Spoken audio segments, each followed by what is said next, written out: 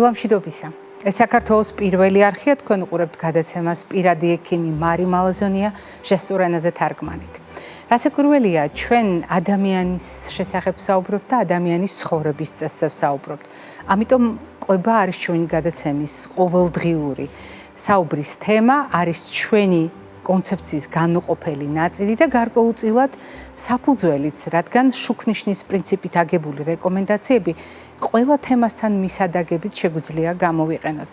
უფრო მეტიც ადამიანის ცხოვრების წესის სხვადასხვა ფაქტორებთან კომბინაციაში, როდესაც კვებაზე საუბრობთ და მსჯელობთ, ჩვენ არაუბრალოდ ტრადიცია დავამკვიდრებთ, რომ კვებით შუქრინჩარი არის გადაცემის ნაწილი, არამედ წლების მანძილზე იმასაც ვარკვევთ, როგორ სწავლობს საზოგადოება შუქნიშნის პრინციპით საკუთარი კვების აწყობას, ან როგორ ითვალისწინებს იმ ცოდნას, რომელიც ჩვენი გადაცემიდან შეიძლება გაიზიაროს, როგორ ცვლის საკუთარ კვებას, საკუთარი ოჯახის კვების მოდელს და არის თუ არა ეს მნიშვნელოვანი მათი ჯანმრთელობისათვის. რა სიკეთე მოაქვს ამ ყველაფერს? რა თქმა უნდა, ბევრი ამოცანა გვაქვს დასახული და ერთბაშად ყველა კითხვაზე პასუხს ვერ მივიღებთ, მაგრამ სწორედ ამ კითხვებზე პასუხის ძიებაში დაიბადა რუბრიკა, როდესაც ჩვენ ვაფასებთ რა ვიცით კვებით შუქნიშნის შესახებ და საერთოდ ვიცით თუ არა კვებით შუქნიშანი. ლუკა ფანქველაშვილი სწორედ ამ რუბრიკის შესაბამისად ამზადებს სხვადასხვა ისტორიას, როდესაც ის სხვადასხვა ოჯახ, სხვადასხვა პროფესიის ადამიანებს ხვდება სხვადასხვა ასაკობრივი ჯგუფიდან და კვებასთან დაკავშირებულ პატარა სიტუაციურ ამოცანებს თავაზობს.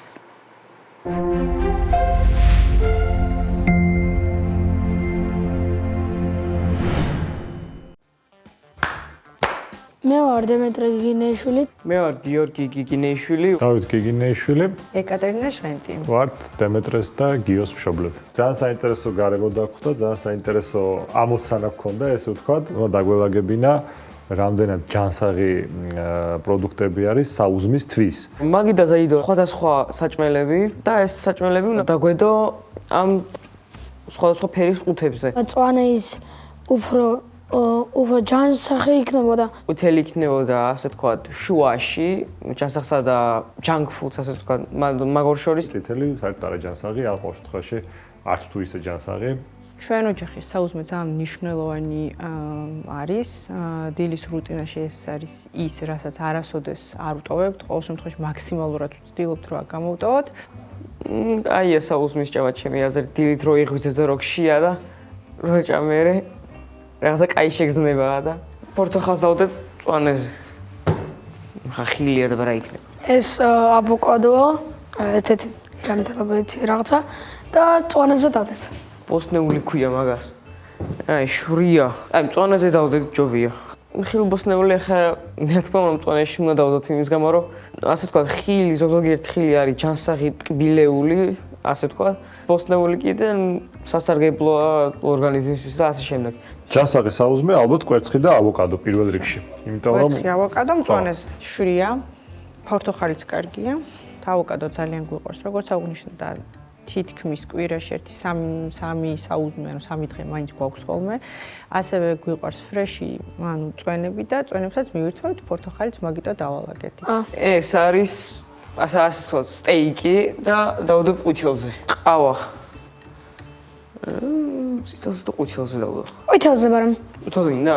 ყვითელზე იქნება კარგი. აი. ბაგეტია. აი. კროსანი თავარია შიგნით რა არის? არაფერი არ მაგას, მაინც ხოცომია ყველასაირად. თავზე ყვითელზე. ცომელიც ცოტა ცუდიც არის, რავი, ვერ გეტყვი, ძალიან ცუდიცაა, კაია, ვერ გეტყვი რა. ყველი და პური მე მგონი. ჯობია რომ სადღაც აი აქ უფრო ყვითელზე. დონატები, კრუასანი და სოსისები წითელი. ნამდვილად წითელზე. და ნუ წითელზე დავალაგეთ ისინი, რაც ასე თუ ისე მაქსიმალურად ვცდილობთ ყოველ შემთხვევაში ჩვენ ოჯახში არ იყოს და არ მივეწალოთ. ეს არის ტკბილეული ცომეული. არა მარტო საუზმეზე, არამედ საერთოდ არ მივირთვათ ეს პროდუქტები. კვერცხი ყვითელზე უფრო კაია. ეს რძეა, ყვითელზე ჯობია. რავი, რძეც, ყველიც ორივე კაიც არის. მაგიტო ერთი და იგივე ადგილას დავდეთ ყველი და რძე. კარგი. დონატები ეს წითელზე იქნება. ცომიანიცაა და რა ქვია ტკბილიც რა და იცავს შაქარი. შაქარი ძალიან ის ცუდია ორგანიზმისთვის, მაგით დავდეთ წითელზე. ყავა ალბათ მაინც შუაში, იმიტომ რომ და მე მგონი ხორციც ყვითელზე. ყვითელზე რაც დავალაგეთ, ისინი არის ის, რასაც ვთვლობთ, რომ არ მივირთვათ დილით და აი ხანდახან მივირთმევთ ხოლმე მაგალითად პურს და ასე შემდეგ ცომეულს.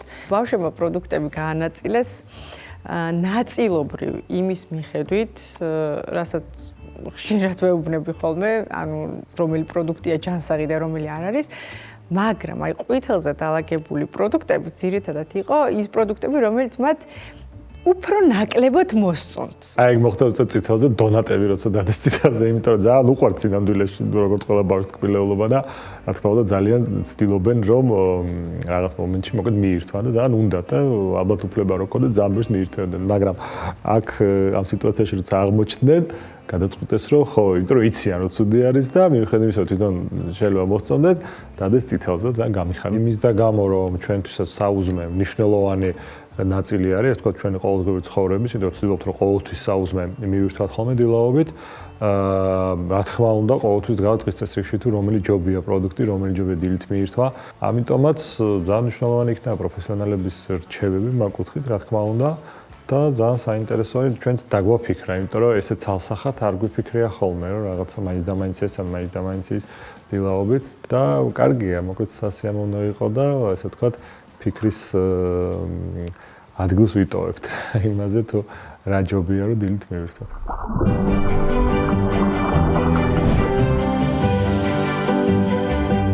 მიმართავ დავითს, ეკატერინეს, გიორგის, დემეტრეს. თქვენ ჩვენი ოჯახის ნაწილიც გახდით, როგორც ოჯახი, იმიტომ რომ თქვენ კვებით შუქნიშანზე წარმატებით გაიარეთ.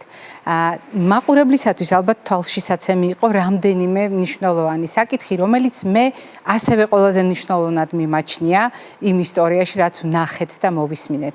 ოჯახი და ოჯახის დამოკიდებულება, მიუხედავად იმისა, რა უყვართ, რა მოსწონთ შვილებს, თქვენ ალბათ მიაქციეთ ყურადღება, რამდენად სერიოზულია მშობლების გავლენა არჩევანის შემთხვევაში.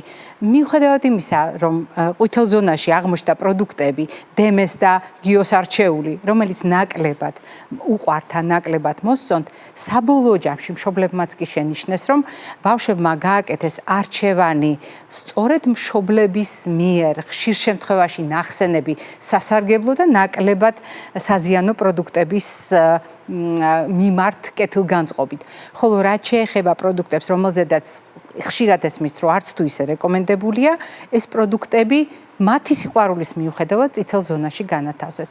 და კიდევ ერთი ძალიან მნიშვნელოვანი საკითხი არის ის, რომ როდესაც ოჯახი არჩევს მაგალითად საუზმისთვის პროდუქტებს, თქვენ ალბათ მიაქციეთ ყურადღება სხვადასხვა ჯგუფის პროდუქტები გამოიყენეს, რაც ასევე ძალიან მნიშვნელოვანია ოჯახური კვების მრავალფეროვნებისათვის და ეს სულაც არ არის დამოკიდებული ხშირად ბიუჯეტზე ან ჩვენი ცხოვრების სიმსუყეზე. ეს არის დამოკიდებული ჩვენს ურთიერთობაზე საკვებთან, ჩვენს ინფორმირებულობაზე, ჩვენს ცოდნაზე და რაც მთავარია, სურვილზე ოჯახურად ავარჩიოთ შუქნიშნის შესაბამისად სწორი ნათება და სწორი სინათლე.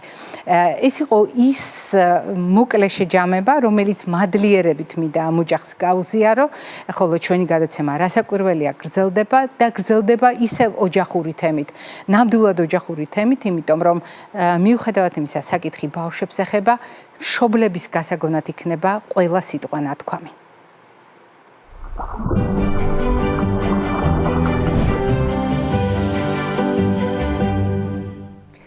ჩვენ ძალიან ხშირად საუბრობთ იმაზე, რამდენად მნიშვნელოვანია ადამიანისთვის ოჯახი. ჩვენ შეთანხმდით, რომ ადამიანი არის სოციალური არსება, რაც იმას ნიშნავს, რომ ერთმანეთის გარეშე ჩვენ ცხოვრება არ შეგვიძლია. ერთმანეთის გარეშე არსებობა არ შეგვიძლია და თუ სოციუმს, როგორც ყველაზე პატარა მოდელს წარმოვიდგენთ ოჯახის სახით, მაშინ ოჯახი არის ზუსტად ის გარემო, ის სივრცე, სადაც ჩვენ ერთმანეთის სიყვარულს სწავლობთ, სადაც ჩვენ ერთმანეთის მიმართ თანადგომას, მხარდაჭერას სწავლობთ. ჩვენი არსებობის შესახებ ყველაზე ინტიმურ, ყველაზე გაუმხელელ თემებზე ვსაუბრობთ და რაც მთავარია, ჩვენ ვცდილობთ ერთმანეთის მიმართ გამოვიჩინოთ ყურადღება წინდახედულებით, რა იქნება მომავალში.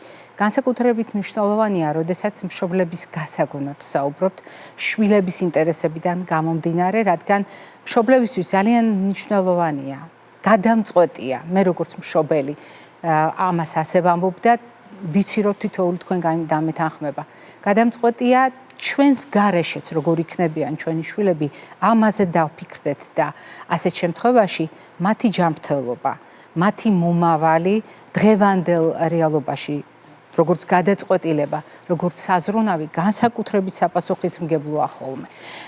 რა თქმა უნდა, ჩვენ შეგვიძლია სხვადასხვა დაავადებაზე ვისაუბროთ, მშობლების საყურადღებოდ და ასეც ვიქცევით. მაგრამ არის ერთი საკითხი, ერთი სფერო, რომელზედაც ნაკლებად საუბრობს ხოლმე საზოგადოება და რატომღაც არ არის მიღებული საჯაროდ ამ თემებზე საუბარი, მიუხედავად ამისა, ჩვენი გადაცემა არ ღალატობს ტრადიციას და აუცილებლად საუბრობს ადამიანის ცხოვრების ისეთ წახნაგზე, რომელსაც სქესობრივი ცხოვრება ჰქვია. განათლება სქესობრივი ცხოვრების შესახებ. ეს ისეთივე მნიშვნელოვანია, ისეთივე შემადგენელია ჩვენი ყოველდღიურობისა, როგორც კვებაზე, ძილზე, ფიზიკურ აქტივობაზე საუბარი. მაგრამ არის თუ არა ბავშვის სქესობრივი განვითარება მშობლების ცოდნაზე დამოკიდებული? არის თუ არა უფროსების პასუხისმგებლობა ამ საკითხებთან დაკავშირებული და რატომ შეიძლება ბავშვის გამრავლებასთან, სამომავლოდ გამრავლებასთან დაკავშირებული პრობლემები იყოს საჭიროებო ადრეული ბავშვობის და მოზარდობის ასაკში. რატომ არის მნიშვნელოვანი რეპროდუქციულ საკითხებზე ვისაუბროთ ბავშვის ადრეულ განვითარების ეტაპზე და ვისაუბროთ მოზარდობის ფაზაში. ჩვენ ამ თემებს ძალიან ხშირად ვბრუნდებით, იმიტომ რომ ძალიან მნიშვნელოვნად მიგვაჩნია. და დღეს ამ საუბარს გავაგრძელებთ ჩვენი გადაცემის მეგობართან ერთად, რომელსაც თქვენ ძალიან კარგად იცნობთ და რომელიც ძალიან გვეხმარება მსგავს თემებზე ვიმსჯელოთ საჯაროდ. იგი გახლავთ სექსოლოგი, პროფესორი ბატონი ლევან კობალაძე. ლევან, გამარჯობათ. მოგესალმებით. და მადლობას გეტყვით დღევანდელი სტუმრობისთვის. მადლობა იმისთვის, რომ ასეთ საკმაოდ რთულ თემაზე უნდა ვისაუბროთ, მაგრამ ვისაუბროთ ოჯახების გასაგონად, მშობლებისთვის, იმიტომ რომ ეს ცოდნა შემდეგ მშობლებს გამოადგეთ შვილებთან ურთიერთობაში, შვილების ჯანმრთელობისათვის. წინდახედულებით საუბრობთ, მაგრამ ვეხებით ცოტა უცნაურ წახნაგს. ვამბობთ, რომ ბავშვის ნორმალური სქესობრივი განვითარებისთვის მნიშვნელოვანია ბავშვის რეპროდუქციული ჯანმრთელობა. მაგრამ მეორე მხრივ ვამბობთ, რომ თურმე ბავშვთა ასაკში და მოზარდობის ფაზაში სრულიად რეალურია რეპროდუქციული პრობლემები. მართლაც ასია თუ არა და რამდენად დიდ ნაწილს ბავშვებისა და მოზარდებისა ეხება ეს პრობლემები. კიდევ ერთხელ ძალიან დიდი მადლობა მოწვევისთვის, ყოველთვის მიხარია ხოლმე აქ მოსვლა, იმიტომ რომ მართლაც აქტუალურ და საჭირო საკითხებზე არის მიმართული ყურადღება თქვენს გადაცემებში და სწორად აღნიშნეთ, რომ ეს საერთოდ ერის გამრავლებისთვის აუცილებელი არის რეპროდუქციული ჯანმრთელობა და ეს ერთ-ერთი ბაზისური მოთხოვნილება ადამიანის შესაბამისად მისი ჩამოყალიბება ჯერ კიდევ სრულიად პატარა ადრეულ ასაკში იწყება. პრობლემები, რომლებიც მე რეიჩენს ხოლმე თავს, იცით, ეს არ არის რომ ერთ დღეში მოხდა ამ პრობლემის წარმოჩენა. ეს ყველაფერი ჯერ კიდევ ბავშვობის ასაკიდან არის დაწყებული და რატომ არის მნიშვნელოვანი თქვენ სწორად აღნიშნეთ ეს მშობლის როლი ამ შემთხვევაში? იმიტომ რომ ბავშვი ამ შემთხვევაში მინიმალური პასუხისმგებლობიდან როლით არის წარმოდგენილი, იმიტომ რომ მან არის ეს საკითხი და შესაბამისად მშობელმა უნდა გამოიჩინოს მაქსიმალური აქტივობა, ყურადღება, რომ არ გამოეპაროს სულ ადრეულ ასაკში ის ნიშნები, რომლებმაც გარკვეულ პათოლოგიებზე უნდა მიანიშნოს მშობელს და დროული ჩარევით და მკურნალობით შეიძლება ავიცილოთ ძალიან დიდი პრობლემები უკვე მომავალში. პირველ რიგში იცით, ახლა ეს ყურადღების მიქცევა უნდა დაიწყოს სულ ადრეულ ასაკში. ასე ვთქვათ, ჩვილობის ასაკშიც კი. მაგალითად კრიპტორქიზმი. ხო, ეს არის, როდესაც სათესლე ჯირკვალი არ არის ჩამოსული სათესლე პარკში. ადრე მაგალითად ესეთი მიდგომა იყო, რომ 5 წლამდე ამას საერთოდ არ თვლიდნენ პრობლემად და 5 წლამდე თუ არ ჩამოვიდა, ხო, დაველოდოთ და მე ოპერაციას აკეთებდნენ. დღევანდელი მიდგომა სრულიად შეცვლილი არის, ახლა ლაპარაკი არის, რომ 1 წლამდეც კი ესე იგი თუ არ მოხდა ჩამოსვლა, აუცილებლად არის ოპერაცია გასაკეთებელი და რატო? სათესლე ჯირკვალს მოგეხსენებათ აქვს ორი ფუნქცია. ერთი ეს არის სპერმის გამომუშავება და მეორე სასქესო ჰორმონები, რომელიც აუცილებელი არის ამ რეპროდუქციული აქტივობისათვის. როდესაც ეს სათესლე ჯირკვალი რჩება მუცლის ღრუში, საერთოდ სათესლე ჯირკვალს არ ყავს მაღალი ტემპერატურა და მუცლის ღრუში ტემპერატურა ბევრად უფრო მაღალია ვიდრე გარეთ. შესაბამისად, აი ამ მაღალი ტემპერატურის პირობებში ის ვეღარ ახერხებს განვითარებას ნორმალურად ეს სათესლე ჯირკვალი და უკვე თუ დაგვიანებული არის მისი დაწყებული ზომა, ფუნქციონირება, ყველაფერი უკვე არის ასე თქვა დეგრადირებული.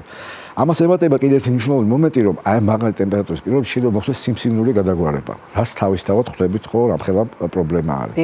ამიტომ მშობლებმა არ უნდა გადადონეს, ისა დააკვირდნენ ხო ხა ბავშვს.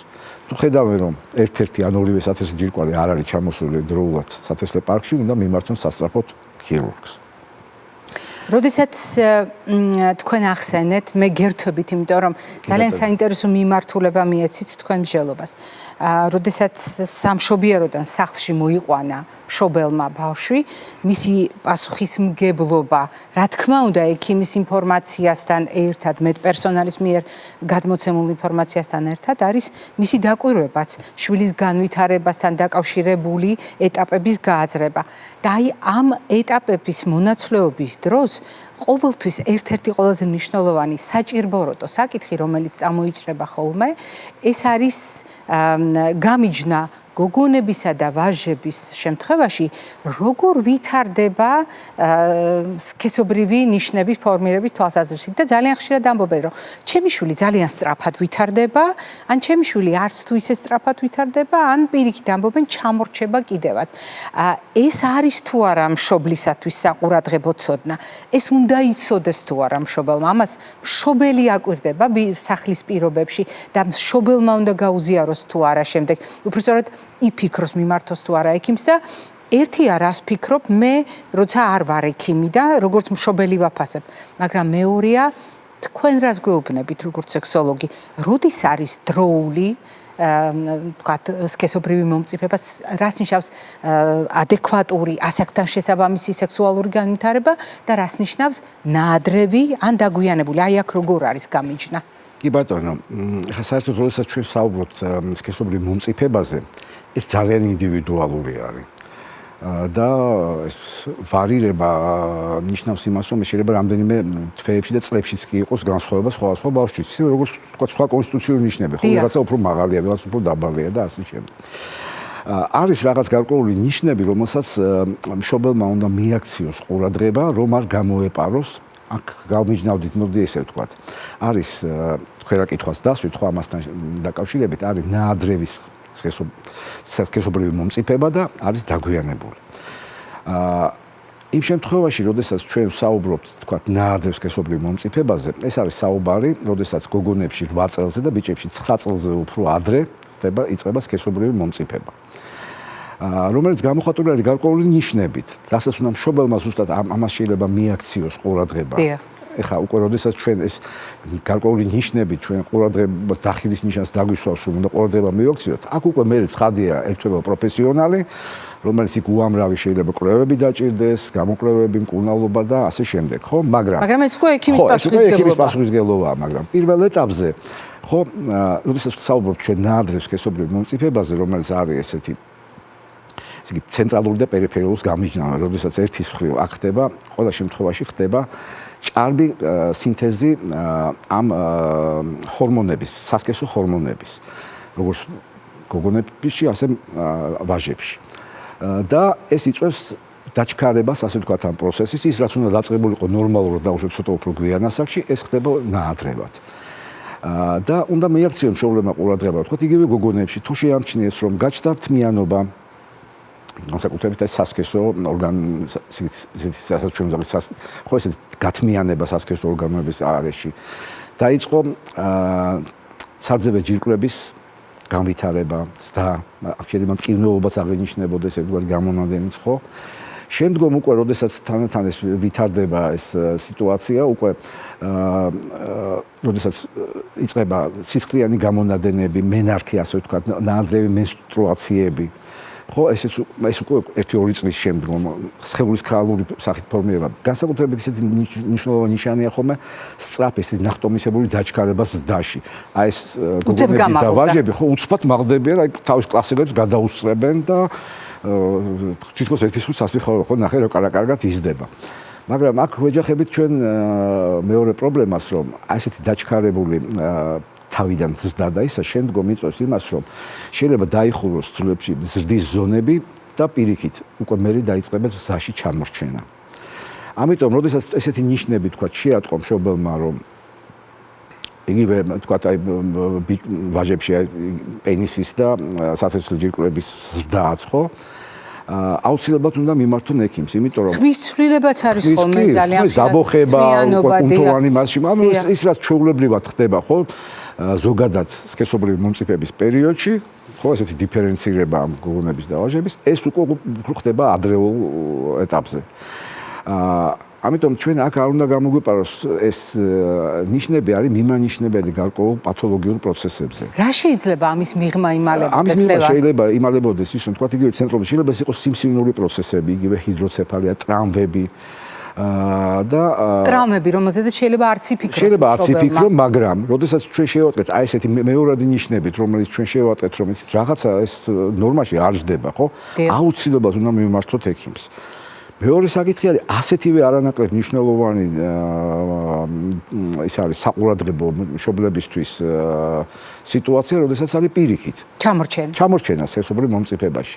ანუ გოგონებში 13, ბიჭებში 14 წლის ასაკიდან, ესე იგი თუ არ ხდება ამ იმამდე დაწყება ამ სქესობრივი მომწიფების და იმ ნიშნების გამოვლინება, რაზედაც თქვენ საუბრობთ. იგივე რაზეც ჩვენ საუბრობდით, ხო? იგივე ის თმიანობა იქნება სასქესო გოგონებში დაგვიანებული, ეს უკვე მე 1-2 წელი შეიძლება 15 წლის იმას თუ გადასცდა, თქვა და არ დაეწყო მენარქე მენსტრუირება არ ხდება, ხო, ეს უკვე საგანგაშო ნიშანი არის და ყურადღება მის აქცევი აუცილებლად.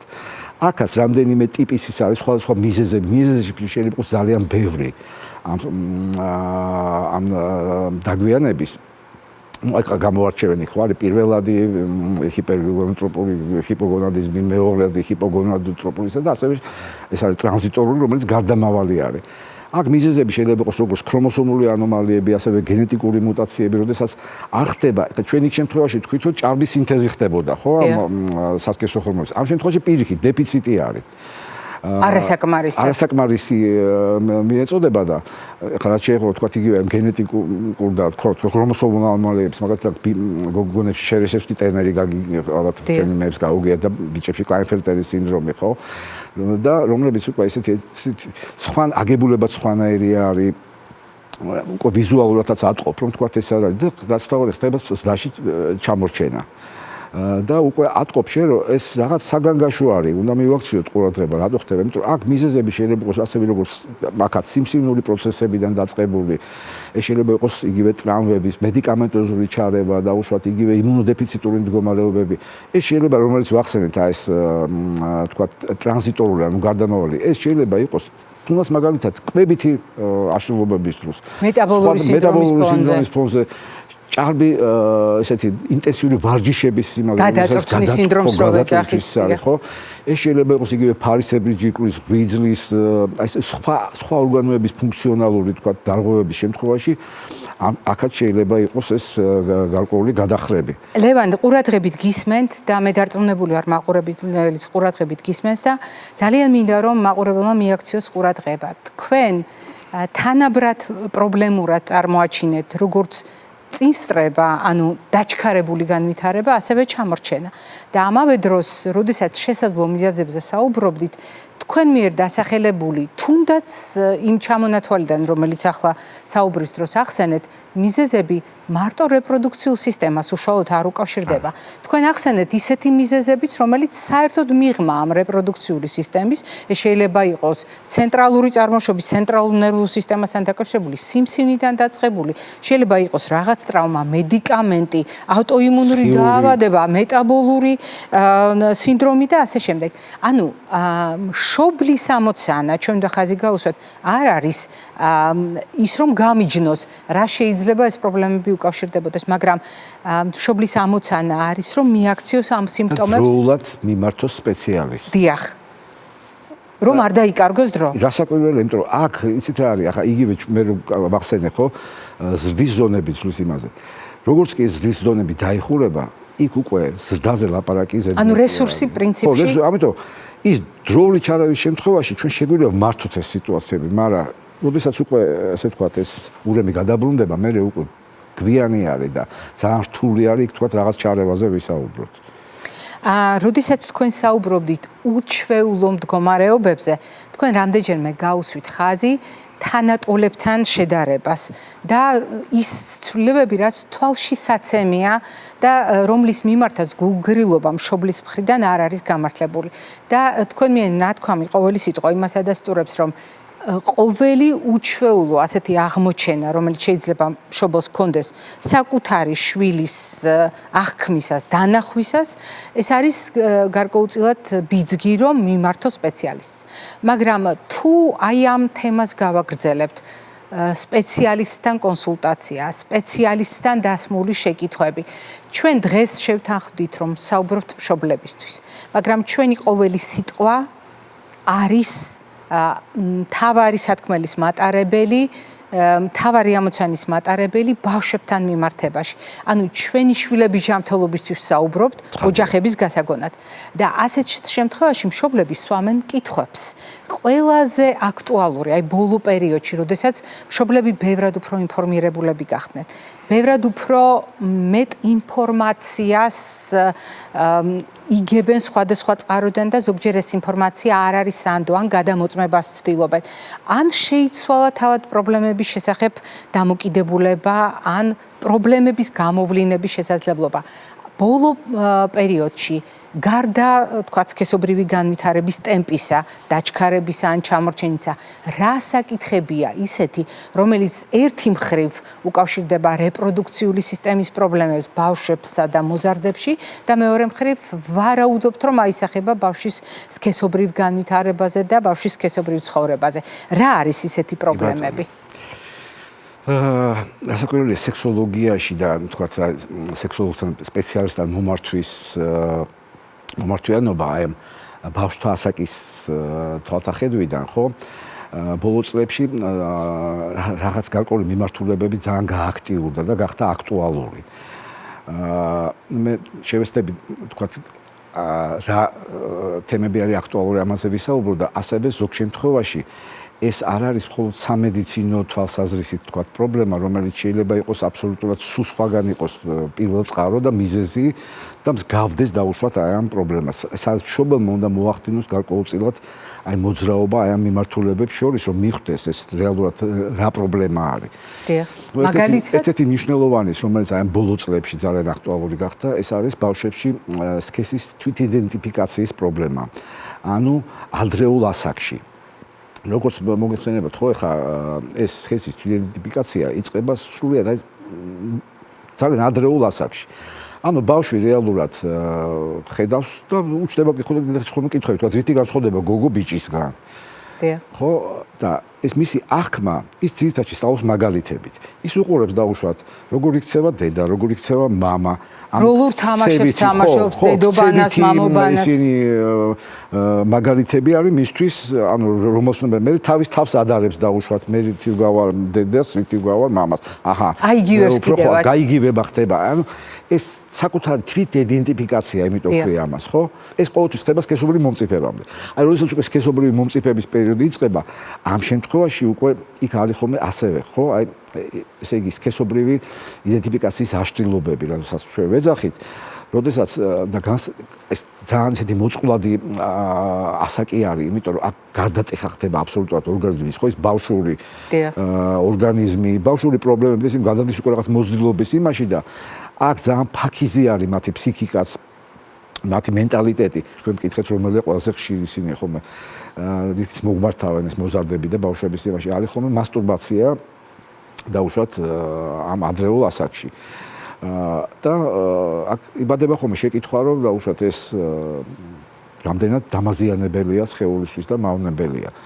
ნუ ახლა რასაკვირველია ადრეულ ასაკში ეს აბსოლუტურად არანორმალურია, ხო, იმიტომ რომ ამ ასაკში როდესაც სქესობრივი მომწიფება ხდება, ცხადია, იქ ჩდება გარკვეული სექსუალური მოთხოვნილება, რაც არის აბსოლუტურად ნორმალური. ისევე როგორც თქვა, ეს არის ბაზისური მოთხოვნა, ხო, როგორც ჭამას მაძილი. შესაბამისად, ამის დაკმაყოფილების ისა, ხო, როდის ჭამთ, როცა ქშია. ასევე არის ეს შიმშილი დაუშვათ სექსუალური მოთხოვნილება, რომელიც უნდა დაკმაყოფილდეს. ეს ასე თუ ისე ნორმალურია. მაგრამ ადრეულ ასაკში, როდესაც ბავშვებში ხდება ეს, ხო, სექსუალური მომწიფებამდე, აქ უკვე საყურადღებო არის, რომ უკვე უნდა მშობელმა მიმართოს სპეციალისტი, რატო შვება ბავშვი. ზოგჯერ არის ხოლმე მაგალითად იგივე პარაზიტული დაავადებების დროს, თქვა ქავილი გამო, იგივე გოგონებში, იგივე ვაჟებში შეიძლება იყოს ან რაღაცა გარკვეული ინფექციების, ან რაღაც სხვა იმების დროს, როდესაც ამ მოქავების იმაზე თქვა რაღაც გარკვეული სიამოვნების ის განიცადა და მე უკვე როგორც მამნე ჩვევა, მას უკვე სიამოვნებს. და უკვე მამნე ჩვევის სახით ყალიბდება, როგორც დავუშვათ იგივე ტკბილეულის ჭამა, ხო? ესეც ერთგვარი მამნე ის არის ჩვევა. იგივე თქვა ჭხილების პნეტა იქნება, ხო, ეს მამნე ჩვევები არის.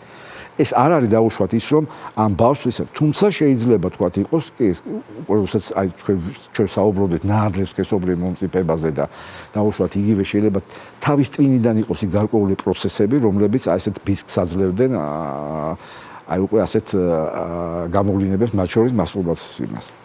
რეალურად სათქმელი ძალიან ბევრია ამ თემასთან დაკავშირებით და მაყურებელიც დარწმუნდა, რომ ძალიან ბევრი წახნაგი აქვს ბავშვის სქესობრივი განვითარების პერსპექტივით მსჯელობას რეპროდუქციულ პრობლემებზე, რომელიც თავს იჩენს ადრეული ბავშვობის და მოზარდობის ფაზაში. და რა თქმა უნდა, ერთი გადაცემის ფარგლებში ამ თემას ჩვენ ვერ დავატევთ, მაგრამ მიუხედავად ამისა, დღევანდელი ჩვენი საუბარი იყო მშობლებისთვის გზავნილი, რომ ჩვენ გვმართებს ყურადღება. და თუ ჩვენ ვლაპარაკობთ ჩვენს პასუხისმგებლობაზე, დღეს ჩვენ მიერ გამოჩენილი ყურადღება უჩვეულო ნიშნების მიმართ, უჩვეულო მდგომარეობის მიმართ, ჩვენი შვილის განვითარების, ჩვენი შვილის ორგანიზმის თავისებურებების მიმართ, ეს შეიძლება იყოს ძალიან კარგი შესაძლებლობა უამრავი პრობლემა ავარიდოთ სამომავლოდ ჩვენ შვილებს თავიდან. დღესვე გადავჭრათ ის პრობლემები, რაც მათი რეპროდუქციული სისტემის ჯანმრთელობას წაადგება. ძალიან დიდი მადლობა ჩვენთან სტუმრობისთვის. მაყურებელს შევახსენებ, რომ დღევანდელი ჩვენი გადაცემის სტუმარი გახლდათ სექსოლოგი პროფესორი ბატონი ლევან კობალაძე. მე არ გემშვიდობები, წინ კვებითი შუქნიშანი გველოდება.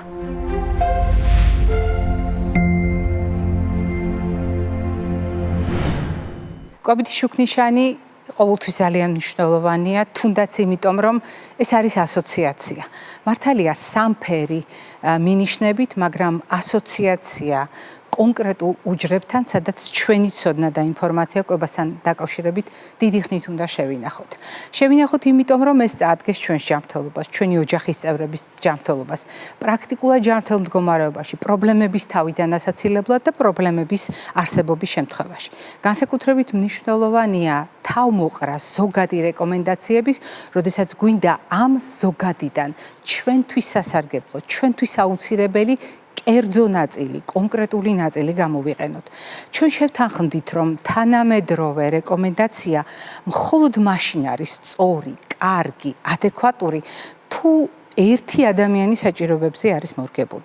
და ამისათვის ჩვენ გვჭირდება ჯერ ვიცოდეთ რა არის მთლიანობაში გასათვალისწინებელი, ისევე როგორც უნდა ვიცოდეთ მაგალითად რაციონის წარმოდგენა საერთო პრინციპებით. როდესაც ვლაპარაკობთ ყოველდღიურ კვებაზე, ბოსტნეულის და ხილის გამოყენების უპირატესობით. როდესაც ვლაპარაკობთ მარცვლეულ ბურღულეულისა და ცილოვანი კომპონენტის კომბინაციაზე, ის რაც ყოველდღიურად თეფშზე ჩნდება. ეს არ არის ჩვენი ახირება. ეს არის შეთანხმება პროფესიული, რომელიც რა თქმა უნდა სხვადასხვა შემთხვევაში იერსახეს იცვლის, შტრიხებს ახალს შეიძენს, მაგრამ მიუხედავად ამისა, სათქმელი რჩება დაკავშირებული საკვების მრავალფეროვნებასთან, საკვების მიღებისა და გამოყენების სამთავარ გასაღებთან, რომელიც გულისხმობს რეჟიმს, ულუფას, რაციონს და გულისხმობს აუცილებლად გაწონასწორებას, დაბალანსებას, საკუთარ საჭიროებებთან შესაბამისობას, ცხადია ასაკის, სქესის, დიაგნოზის და მრავალი ფაქტორის გათვალისწინებით. როდესაც მოზარდებზე ვსაუბრობთ, ჩვენ ვლაპარაკობთ განსაკუთრებულ ასაკზე. მოზარდობა ნიშნავს იმას, რომ თითქოს ჩვენ ვლაპარაკობთ გარდამავალ ფაზაზე ბავშვობიდან დასრულობაში. მაგრამ ეს არ არის თითქოს, ეს რეალურად ასეა სხეულის ფორმირებასთან დაკავშირებით, ფიზიკურ ჭრილში, მენტალურ ჭრილში, სოციალურ ჭრილში. ყველა წახნაგი მნიშვნელოვანია. ერთი წუთით გაიხსენეთ საკუთარი თავი მოზარდობის პერიოდში, როდესაც მაგალითად სარკეში ჩახედვისას თქვენი თავი არ მოგწონდათ, ან პირიქით ძალიან მოგწონდათ, როდესაც თქვენ გეჩვენებოდათ, რომ ამ ადამიანს არც კი იცნობთ, იმდენად გაუცხოებული იყო თქვენთვის თქვენი ახალი სხეული. ასე ვიყავით ყველანი, ეს ასაკი გავიარეთ ყველამ და ზრდასრულობის ფაზაში სხვაგვარი სიმწიფით გვმართებს ასეთ თემებზე საუბარი და განსაკუთრებით მაღალი პასუხისმგებლობით გვმართებს ურთიერთობა მოზარდებთან. მოზარდებთან, რომელთაც ყველა მიმართულებით აქვთ სირთულე. ფიზიკურ ჭრილში, რადგან მათ არ დაუსრულებიათ ფორმირება, მენტალურ ჭრილში, რადგან ისინი საკუთარი თავის ძიებაში არიან და ძალიან შორს არიან პიროვნული ფორმირებისგან, სოციალურ ჭრილში, როდესაც მათ აქვთ სირთულეები და ყოველდღიური გამოცდა სკოლაში, ოჯახში და საზოგადოების ნებისმიერ გულთან ურთიერთობაში და ასეთ შემთხვევაში ამოცანა, რომელიც კვებას უკავშირდება, ყველაზე ნაკლებ მნიშვნელოვნად მიაჩნიათ. არადა მოდით ობიექტურად შევხედოთ. კვება არის ზუსტად ის ინსტრუმენტი ცხოვრების წესის სხვა ფაქტორებთან ერთად, რომელიც განსაზღვრავს ბავშვის ადეკვატურ განვითარებას, განსაკუთრებით მოზარდობის ფაზაში, მისი სრული ფორმირებისათვის აუცილებელ წანამძღვრებს და იმასაც, რა მოხდება ხანდაზმულობის ფაზაში. არ ვუსწრებთ მოვლენებს, მაგრამ ბავშვის ჩონჩხის ფორმირება, ძვლოვანი მასა მოზარდობის პერიოდში 18 წლამდე ასაკში შეიძლება იყოს გადამწყვეტი ოსტეოპოროზი, მას დაემართება თუ არა ხანდაზმულობაში. როგორი იქნება კუნთის, ძვლის, წყლის თანაფარდობა მის ორგანიზმში? რამდენად დიდი ადგილი ექნება ცხიმს და რის ხარჯზე მიიღწევა ეს კომპოზიცია, ეს შემადგენლობა სხეულისა? რატომ არის მნიშვნელოვანი, როდესაც ბავშვზე ვსაუბრობთ, წონასთან დაკავშირებული საკითხების გააზრება, არა მინიშნებით, არა ბავშვის დამცირებით, არა ბავშვთან დაკავშირებული ეთიკური ხარვეზებით, არა გარკვეული წინდაუხედაობით, რომელიც სამწუხაროდ აუცილებლად ტოვებს ბავშვის განვითარებაზე კვალს და იმდენად ღრმა კვალს, რომ სიცოცხლის ბოლომდე არ წაიშლება. არა, ჩვენ გვმართებს უფროსებს ყურადღება იმისთვის, რომ გადახრები ნორმალური პარამეტრებიდან არ გამოგვეპაროს არც წონის შემცირებისკენ, არც წონის მატებისკენ. როდესაც ჩვენ ბავშვს ვეუბნებით გამორთე ტელეფონი, დაიძინე, ნუ უსმენ ამ მუსიკას, ნუ უყურებ ამ გამოსახულებას და ასე შემდეგ. უმჯობესია ახლა თქვა ფიზიკურად ივარჯიშო, ეზოში გაისეირნო, დაიცვა რეჟიმი. ეს მისთვის არ არის მიზახები ფორმატი, იმიტომ რომ დირექტიული ურთიერთობა, ავტორიტატული ურთიერთობა მოზარდებისთვის სრულად უცხო და მიუღებელი ფორმაა. მაშინ, როდესაც მათი მოსმენა, მათი პრობლემების გააზრება, გაზიარება მათი წუხილისა, მათი საჭიროებებისა არის მთავარი გასაღები მათთან ურთიერთობის დასამყარებლად. აქ განსაკუთრებით მნიშვნელოვანია იმის გათვალისწინება, რომ მოზარდებს საერთაშორისო კვლევებით დადასტურებული დეფიციტი აქვს. რისი დეფიციტი აქვს? წყლის დეფიციტი. ანუ მიუხედავად ხელმისაწვდომობა არის თუ არა წყლისა, კონკრეტული მოზარდის შემთხვევაში დადგენილია, რომ მოზარდი მისი ორგანიზმისთვის საჭირო რაოდენობით წყალს არ იღებს.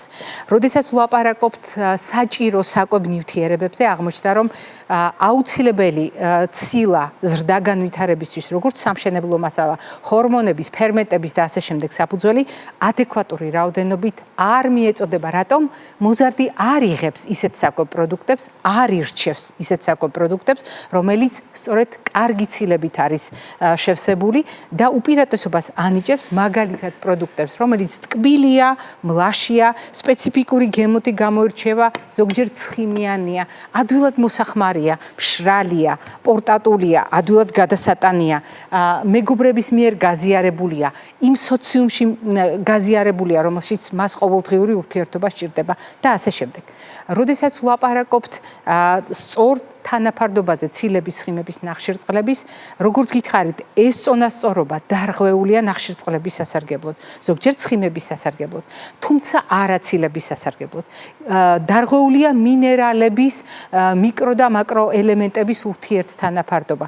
მაგალითად, მოზარდების დიდ ნაწილს აკლია რკინა, მოზარდების დიდ ნაწილს აკლია D ვიტამინი, აკლია კალციუმი. თქვენ წარმოიდგინეთ, ვლაპარაკობთ წანამძღვრებზე, როგორი იქნება მოხუცებულობაში მოზარდის ძვალსახსართა სისტემა და დღეს ვამბობთ იმ აგურების ნაკლებობაზე, რომელიც მოზარდობის ფაზაში უკვე დანაკლისის სახით, უკვე დეფიციტის სახით დადასტურებულია მოზარდების შემთხვევაში და წარმოიდგინეთ, როგორ შედეგებს მოიტანს ეს გრძელვადიან პერსპექტივაში. მოზარდების უმრავლესობა არ იღებს საკმარისი რაოდენობით ანტიოქსიდანტებს, A ვიტამინს, C ვიტამინს, E ვიტამინს, თუთიას, სელენს. მოზარდების ძალიან დიდი რაოდენობა არ იღებს საკმარისი რაოდენობით B ჯგუფის ვიტამინებს, არ იღებს არც ცხოველური წარმოშობის პროდუქტებიდან და არც მცენარეული წარმოშობის პროდუქტებიდან. მოზარდების უმრავლესობა არ არის მოყვარული ბოსტნეულის, ზოგიერთ შემთხვევაში ხილისაც. ეს კი იმას ნიშნავს, რომ ძალიან მნიშვნელოვანი საკვები ნივთიერებები ჩვენს მოზარდებს აკლიათ. ეს არის ზოგადი დეფიციტი, რომელზედაც მე ხშირად საუბრობ, მაგრამ რას ნიშნავს დღეს ოჯახური საუბარი? რას ნიშნავს ჩვენი ოჯახური მსჯელობა? რას ნიშნავს ჩვენი ოჯახური გაზიარება, ურთიერთგაზიარება, ურთიერთნდობაზე დაფუძნებული. ჩვენ ვლაპარაკობთ კვების მოდელებზე, არა მხოლოდ ცალკეულ პროდუქტებზე, არამედ კვების მოდელებზე, როდესაც მთლიანად შეცვლილია ბავშვის დამოკიდებულება კვების მიმართ. ემოციური კვება, როდესაც ბავშვი მაგალითად მოზარდი განსაკუთრებით კონკრეტული ემოციის პასუხად ეძებს საკვებ პროდუქტებს, რომ ამ ემოციას გაუმკლავდეს. უხარია თუ წყინს ის იღებს ამ ემოციის საპირწონედ ამა თუ იმ ნივთიერებას და როგორც წესი ეს არის ხოლმე ტკბილი ცხიმიანი პროდუქტები. როდესაც ერთი ნაბიჯი აშორებს ემოციურ კვებას ხარბი კვებისგან, როდესაც ჩვენ თვლით რომ მოზარდი რაღაცა უჩვეულოდ ბევრს ჭამს, უფრო მეტიც თუ ერთხელ შევნიშნეთ და მან თვალი გაგვისწორა, აუცილებლად მოერიდება სხვებს, მოწმეების გარეშე კვებას დაიწყებს, თუმცა ეს არ შეამცირებს მის მიერ მოხმარებულ ულუფას. როდესაც საქმე მიდის ბულიმიამდე, ნერვულ ბულიმიამდე, ანუ საკვების მირთმევის მერე სინანულის განცდასთან და ხელოვნურად ამ საკვებისგან გათავისუფლების მცდელობასთან, რომელიც ძალიან სერიოზული კვებით იქცევის დარღვევა გახლავთ და განსაკუთრებით საგულისხმოა ორგანიზმის გამოფიტვის ჭრილში, მიუხედავად იმისა, რომ შესაძლოა თავიდან ძალიან ბევრ პროდუქტს იღებდა. როდესაც ჩვენ ვლაპარაკობთ ანორექსიაზე და ამის წინა სლაიდი იყო, თუ არ ვცდები, ანორექსია, როდესაც ნერვულ ანორექსიაზე საუბრის დროს წონის სიჭარბის მოტივით, ანუ თავისი სხეულის არაობიექტური, არაადეკვატური აღქმის შემთხვევაში მოზარდი თვლის, რომ ჭარბი წონის მატარებელია და ის იწყებს თვითნებურად წონის შეზღუდვა, ზოგჯერ ვეგეტარიანელობის საბაბით, ზოგჯერ ვეგეტარიანელობის ან რომელიმე კვების მოდელის ნიღაბით. კიდევ ერთხელ გავიმეორებ, არაერთხელ მithქვავს ვეგეტარიანელობა, ან კვების მოდელები კი არ არის კვებით ქცევის დარღვევა. ანორექსია გახავთ კვებით ქცევის დარღვევა, რომელიც ნიღბებად სხვადასხვა მოდელს იყენებს.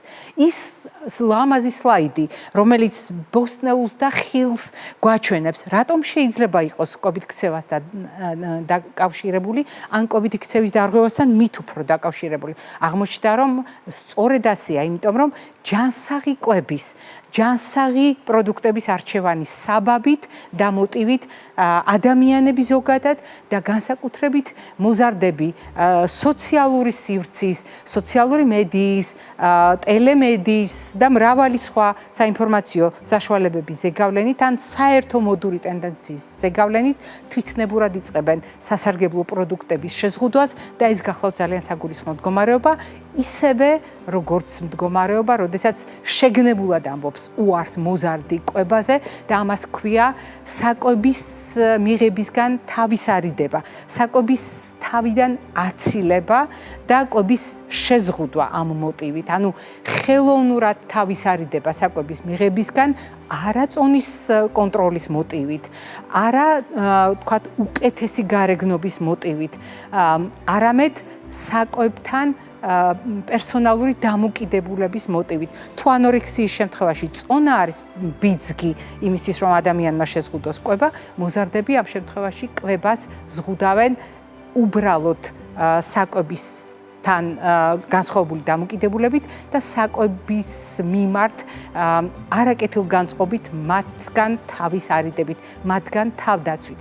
ეს არის ის მოდელები, რომლის მიმართაც ჩვენ ძალიან დიდი ყურადღება გვმართებს, რადგან მიუხედავად იმისა, რომელ ასაკში ვიმყოფებით, მიუხედავად იმისა, რამდენად რთულად გასავლელია ინდივიდისთვის, ჩვენი ოჯახის წევრი მოზარდისთვის, თუ მთლიანად ოჯახისთვის მასთან ერთად, კვებასთან დაკავშირებული არჩევანი ყველაზე ოპტიმალური არის დაბალანსებული, რაციონალური კვება, როდესაც ყველა ჯგუფის პროდუქტს, ყველა ფერის პროდუქტს ჩავთავთ მოზარდის რაციონში და ეს უნდა გავაკეთოთ ძალიან დელიკატურად, მასთან შეთანხმებით, პირველ რიგში მისი მოსმენით, მისი ორგანიზმის მოსმენით და მისი ინდივიდუალური საჭიროებების გათვალისწინებით. ეს იყო დღევანდელი ჩვენი სათქმელი, მე გემშვიდობებით და რასაკვირველია, ოჯახურად, კეთილგანწყობით, ჯანმრთელობას და დღეგრძელობას გისურვებთ.